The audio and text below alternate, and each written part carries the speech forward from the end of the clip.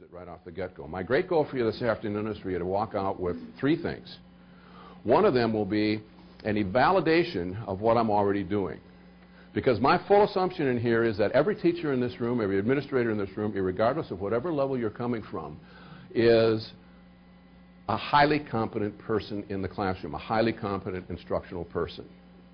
We don't come into organizations and presume deficit.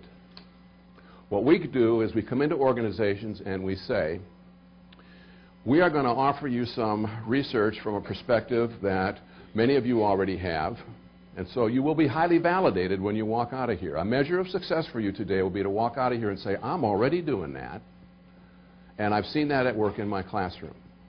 Know this, if that part of the perspective hits you anywhere this afternoon, there's 35 years of hard science research behind the fact that if you're doing it, maybe you ought to keep doing it. The second thing that you may walk out of here with as a measure of success is, I call it the ahas. The ahas are those things that happen when I see something that fits seamlessly into the way I'm currently doing the business of the business. Because we're a research organization.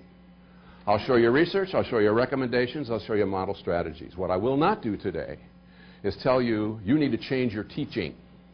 Because we're not presuming anything in the way of deficit. That's the art that you've brought to the table. And the other full assumption in keeping with that is simply this. Every teacher in this room, every administrator in this room is the first string. Nobody can teach your kids better than you can at this point of the year. Nobody can run your organizations better than you can at this point of the year.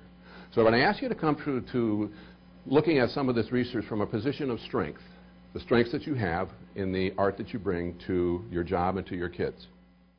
Well, look, there are two people in the classroom. One teacher who's making the critical input decisions, who's going to figure out the lessons, who's going to put the planning elements together, who's going to be the director, the leader, the manager, the curriculum designer in this classroom. But in that classroom, there are also students. And Marzano said, you know, what would happen? What would happen if we took a look at the science of learning from the student's seat?